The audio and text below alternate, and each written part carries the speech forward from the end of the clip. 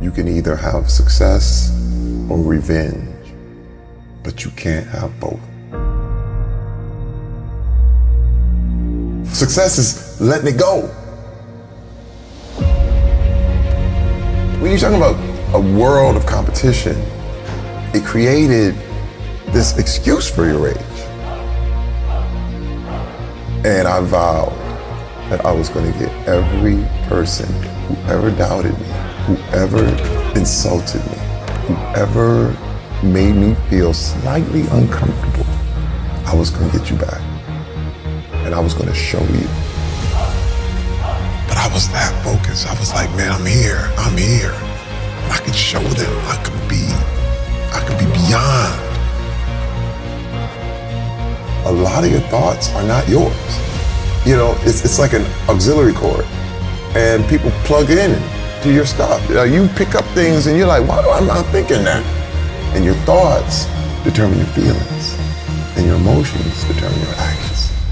And so if someone can get into your thoughts, they can change the way you feel.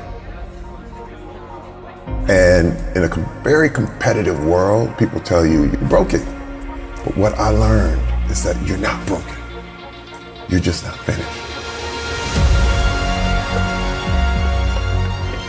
Because nothing's broken, just things don't fit. And you pull it off and you put it back together the right way. And you can rebuild yourself. But the problem is, it's not anybody else's job to assemble you. You got to assemble yourself. And when we talk about rage, what we're talking about is an attempt to control things you can't control. You can't love someone and control them at the same time. And I had no control. And growing up with an alcoholic father, one of my earliest memories is him knocking my mother out. And I was like, got it, man. You run the world right now. Until I do. I was obsessed with muscle, even as a little kid. A lot of my desire to be strong was because I knew one day I may have to kill my father. He was unending, never bending, just constant intimidation. And I had a desire to get strong. I knew I had to one day would have to protect my mom, protect my family. I started living my life like I was in a revenge movie. I was exhausted. It would be the end of me.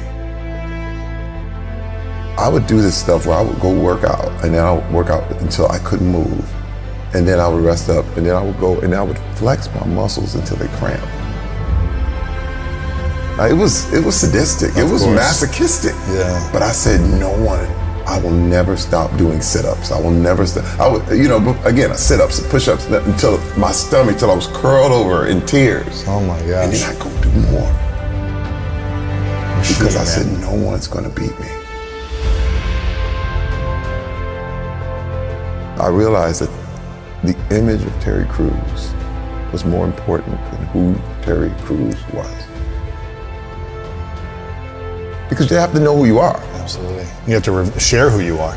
But the game is not to share who you are. The big thing, growing up, I cared what everyone thought. Especially when you're in that world like that, everyone's opinion mattered way too much. And how do you learn to not care or ruminate on the opinions of others now? When you've been so conditioned to people please for years, how did you? It takes time. Yeah. It's not overnight. And I would never encourage anybody to just go test it out. Yeah. You know what I mean? It's something that takes years and years. The big thing about being tough is people thought, you'd be able to throw punches, but it's really about endurance. Mm-hmm. Being able to be alone. Being able to stand alone. But change is inevitable.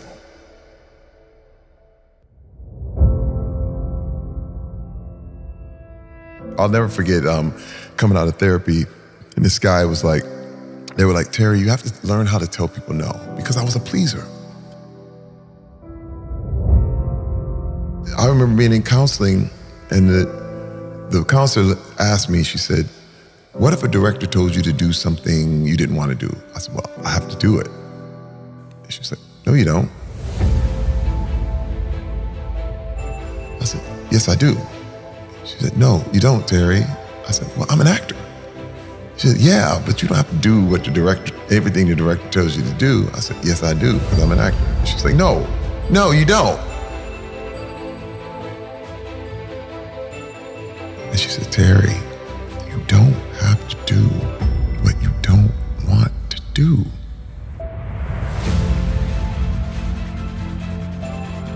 I didn't know, especially since I was such a pleaser. It was one of the things, well, yeah.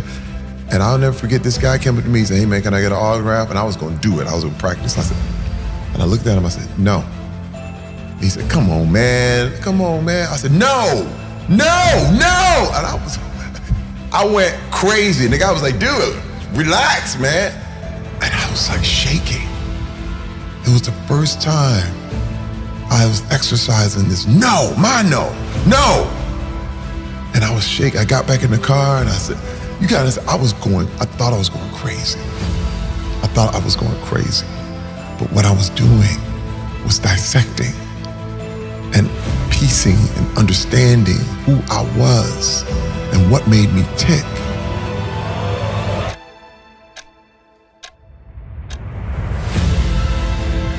Why do I feel angry if someone says that? Or why am I insulted? Why? Is it me or is it them? And see, and once I started asking these questions, I could let it go. You gotta start exercising it. Just ask yourself why you're so offended. How did I get here? The thoughts turned into emotions, that turned into actions, that turned into mania. You have to do what's within your power to make things right. Remember, you were out of control before. Anything could make you go off. This is responsibility. Mm-hmm. You have an ability to respond differently. You have that now.